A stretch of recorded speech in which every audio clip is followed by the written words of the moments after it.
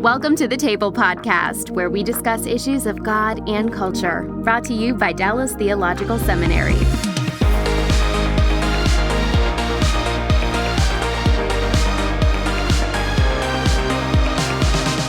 Welcome to the Table, where we discuss issues of God and culture. I'm Mikel Rosario, Cultural Engagement Manager here at the Hendrick Center, and we have a little bit of a different show for you today. One thing we talk about at the Hendrick Center is cultural engagement in terms of cultural apologetics and how we can begin to develop a Christian view of film and the arts.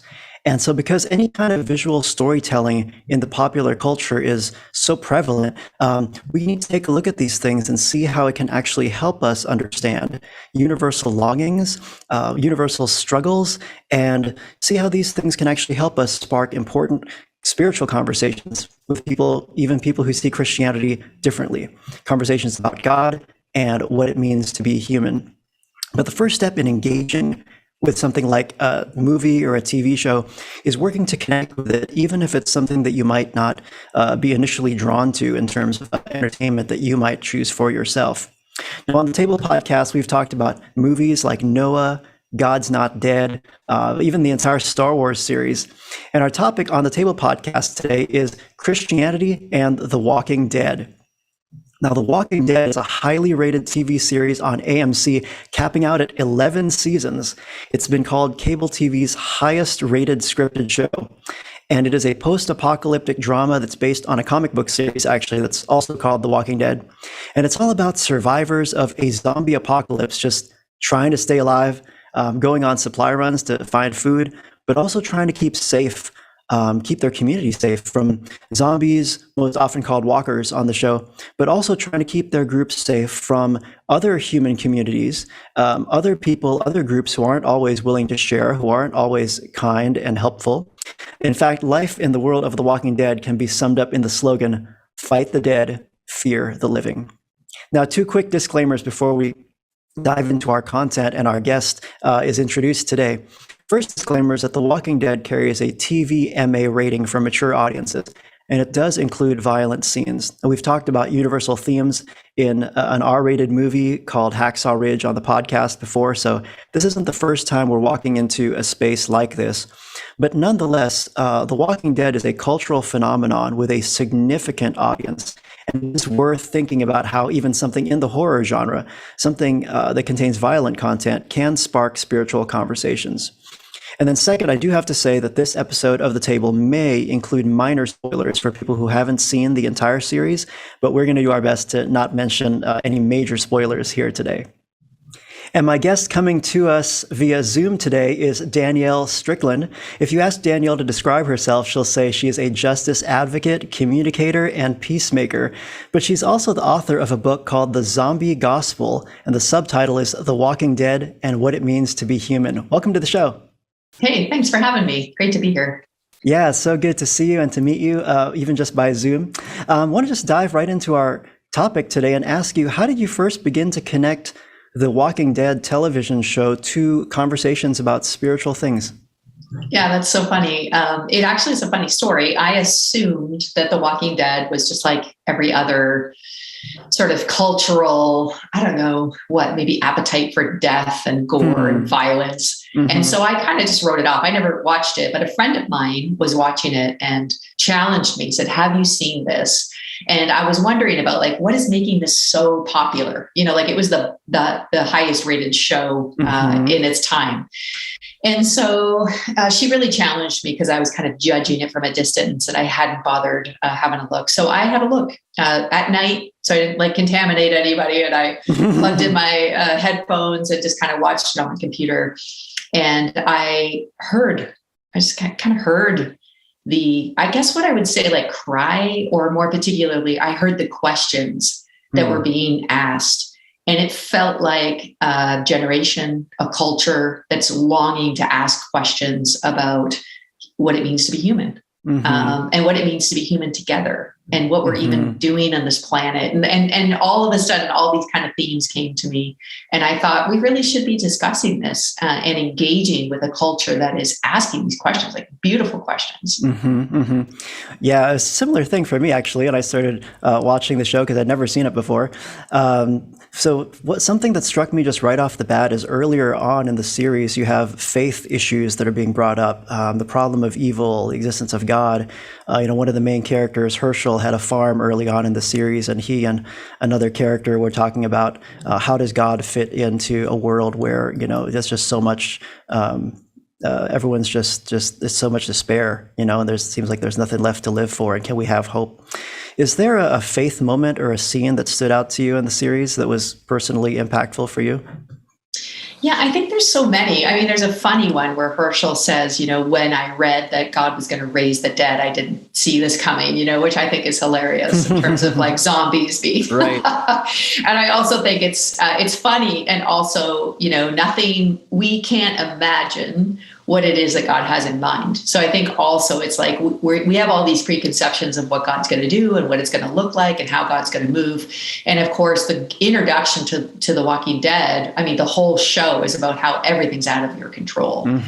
And so I think for me, the general, I guess the big moment for me personally was just when the priest, when they stumbled upon a church and found a priest who was huddled inside and had barricaded himself out of fear, and that the people that were suffering had left their marks on the side of the church. And I think that priest's kind of journey of coming to grips with the fact that he's human after all, and then trying to figure out how he can forgive himself and be part of this community. I think that story is quite a profound one for people who come from religious backgrounds like me. Yeah, well, let's go there, because that was another really interesting, not only like era in the show, but when they introduced Father Gabriel at St. Sarah's Episcopal Church, I was amazed at how many people who were not from a church background, and of course, certainly this is not a Christian show, but it began to get people interested in reading the Bible. Earliest in some of the earliest seasons, there's a guy named Adam Carlson who wrote on a website called Fansided, and I will just briefly read to you what he said. He said, "I've avoided organized religion for most of my life. However, after seeing some of the references to biblical passages in season 5, episode 2, I had to see what those were all about. It's quite interesting to me how many of these Bible quotes can be related to events that are happening on The Walking Dead. It's also impressive that a television show about zombies and a zombie apocalypse could get someone to read the Bible after not picking it up for at least 20 years, he writes. And of course, on that, what I thought was amazing was people were like screenshotting the episodes to see the readings for the day that were on the wall of St. Sarah's and checking it out. And some of them were like, the tombs opened up and the bodies of saints came out, and like Ezekiel's dry bones. But then, of course, one of the most obvious one in that particular scene was he who drinks or eats my flesh and drinks my blood has eternal life, which now, of course, there's a kind of a double meaning there in this, kind of gory, like cannibalistic setting, but also it's pointing us toward newness of life, which is another verse that was on that particular show. Talk about how even a show like this can fuel conversations about leaving your old way of life and walking in that newness of life. Yeah, I feel like that might actually be the conversation of The Walking Dead. Because, I mean, the very first episode is, this guy awakening to a world that he does not recognize, that's kind of just gone. And you feel this sense, I feel like, the emergence of a new surge of Walking Dead interest is the release of it, obviously, onto Netflix for free. So that helps. But also, I think this idea that we're deconstructing, like we're watching the world and our value system and the things we used to really like hold together, deconstruct. And the dominant question is like, who are we if we're not? And, in his particular character, he's the sheriff. And, you see the whole first season, he wears a sheriff outfit, like he's still a sheriff. Because then when you ask somebody, who are you? You always respond with what you do, the function and the position that you have in society. And then slowly he starts to lose that identity and find who he is. Who is he as a leader, as a human, as a husband, as a father? And I think every character has this theme. How do I leave behind? And, you have another famous character who comes from a criminal background. So you have the sheriff and this criminal who end up being best of friends. And, you have this new humanity being formed, this new reality, this new normal. So I feel like in all of our lives, this is true. This happens eventually. This is just actually part of growing up and maturing. But I think exponentially in this season, this is happening to a lot of people. And I think it's even, fascinating that, even the priest's own deconstruction. He thought that being a priest would make him different. He thought that, leading a church would make him different. And here he is, just a human like everybody else, trying to figure out how to live in this resurrection life and what it might look like to model a humanity that is different from this zombie consumption of everyone culture.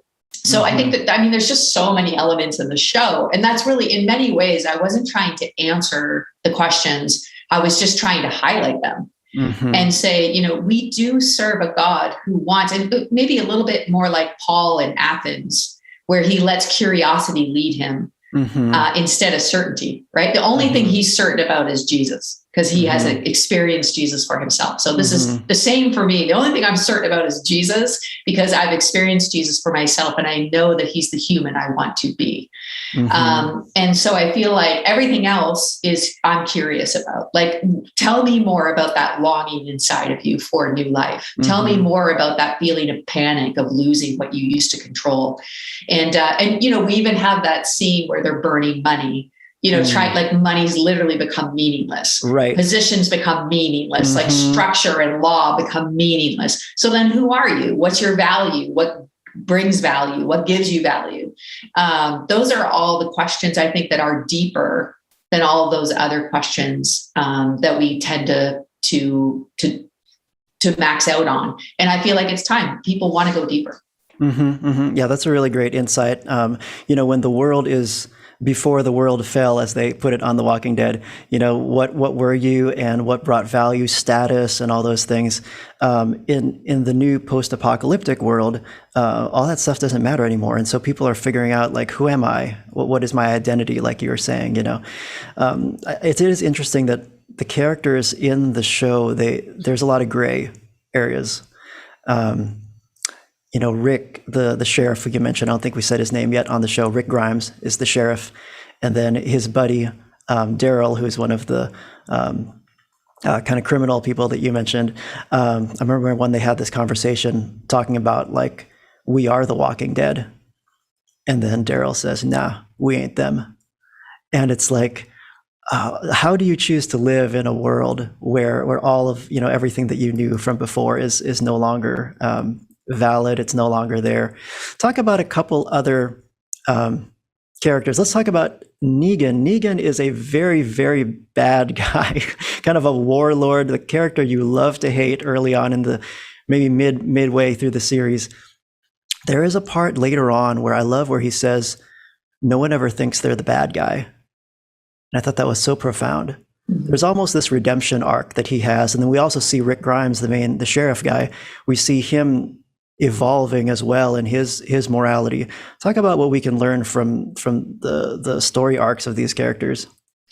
Yeah, I think one of the things, and I actually really love that about the show, that there is this dogged honesty, rugged refusal to just put people in this place that we want them to be, right? Because we love categories of black or white or good or bad. I was actually reading in Acts 28, Paul's final missionary journey, where he accidentally ends on Malta.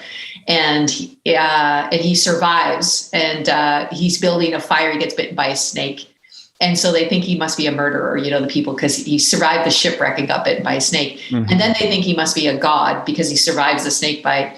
And I thought, isn't that the truth? Like, we're either murderers or we're gods, right? That's like the categories of, and I mean, what God is even doing in Paul's life, as in all of our lives, is showing that we're humans who are connected to God, and that there's a power that is at work within us that's not about us, it's about God. Later on, Paul explains that, like, this is not about us. So I feel like where we get stuck in, oftentimes in church culture and Christian culture, is trying to pretend like we're better than we are, because we feel like, and this is this religious impulse, like we want to be, what I call the Hercules myth, like we want to be perfect. Our motives want to be perfect. The Walking Dead is like this,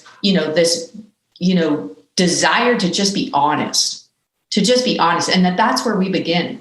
And there's actually one scene I remember where this, it was actually back with the early introduction of the priest. And I remember them saying, how many people have you killed? Right? Like, or how many zombies have you killed? And then how many others? And the idea of the group is that if you didn't answer honestly to those questions, if you hadn't sort of dealt with the condition of your own humanity, then you weren't welcome in the group because you weren't safe. And it reminded me so much of like a 12-step program.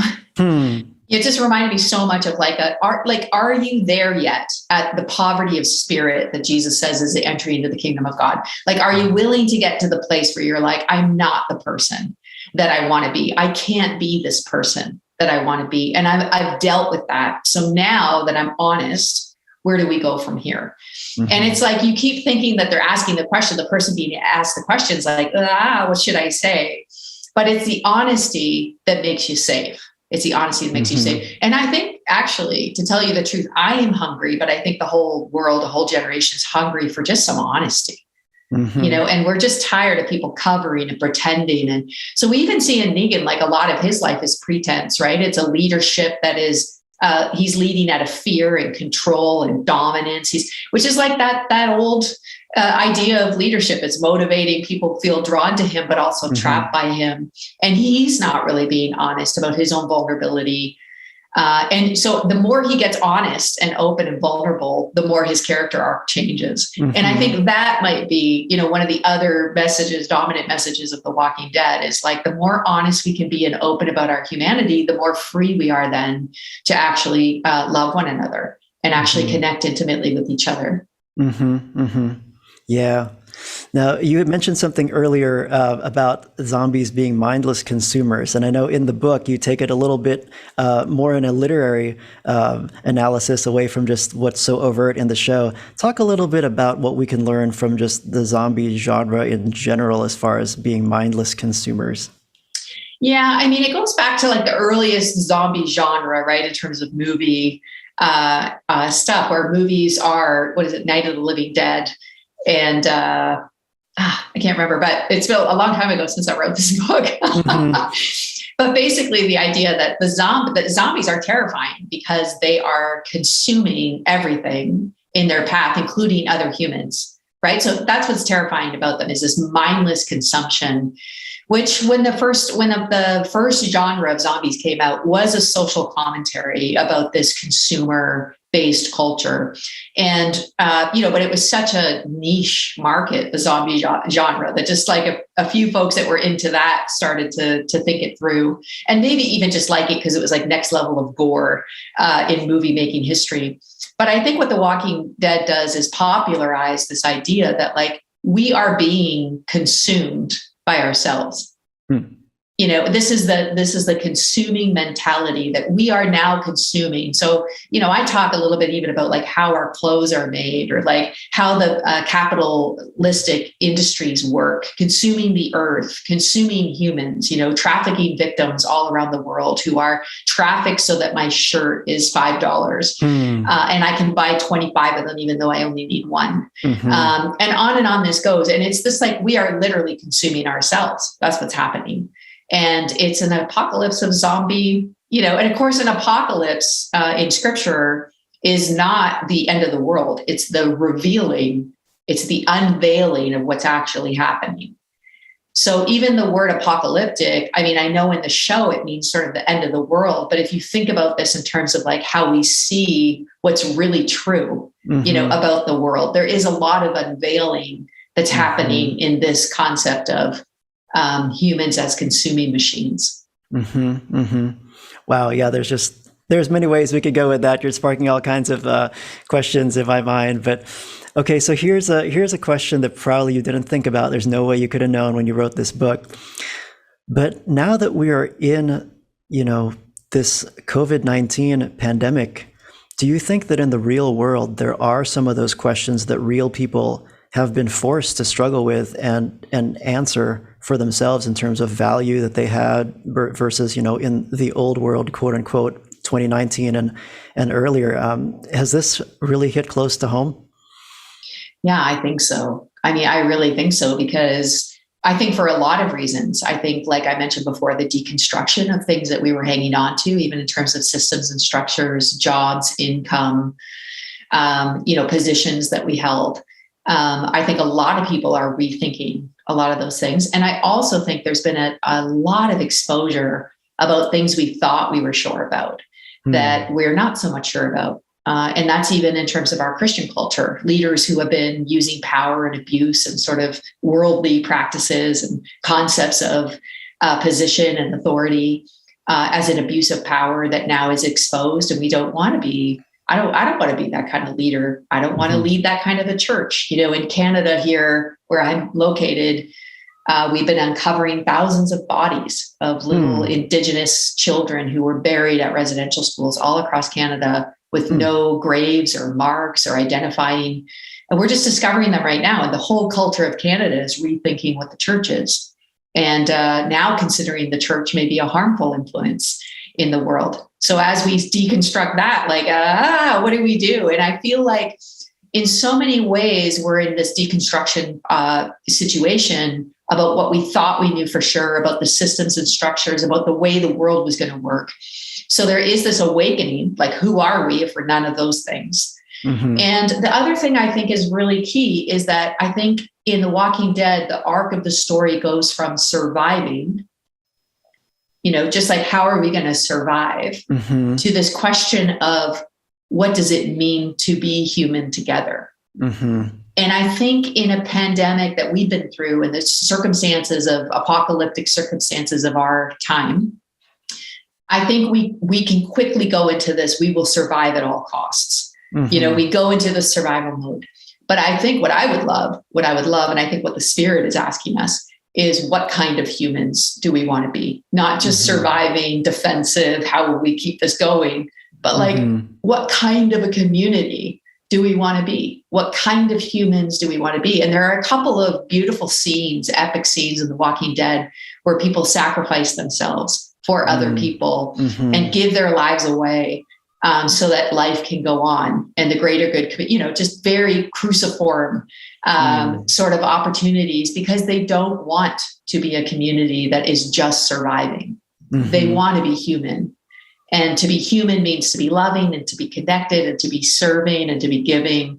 So I think that struggle of, like, will you just survive? Or does it matter the quality of your life and the quality of what kind of life you make for others in this season that we're in? And I think it does. You're reminding me of another part of your book where you mentioned Michonne, who is another beloved character, starting out as kind of this Lone Ranger, mostly by herself, and then connecting up with Rick's group of survivors. Explain some of the life lessons on community that you discuss in the book from that character. Yeah, I mean, that's one of the characters. There's several others who try to go it alone. And actually, basically what happens is they can't. Can you survive by yourself? The answer in The Walking Dead is for a while. But you may survive physically, but you can't survive in terms of being human. And I think it's such a beautiful lesson. There's like a beautiful arc there around how we were designed for one another and how we need one another. In genuine community is life. And without it is survival, but it's not life.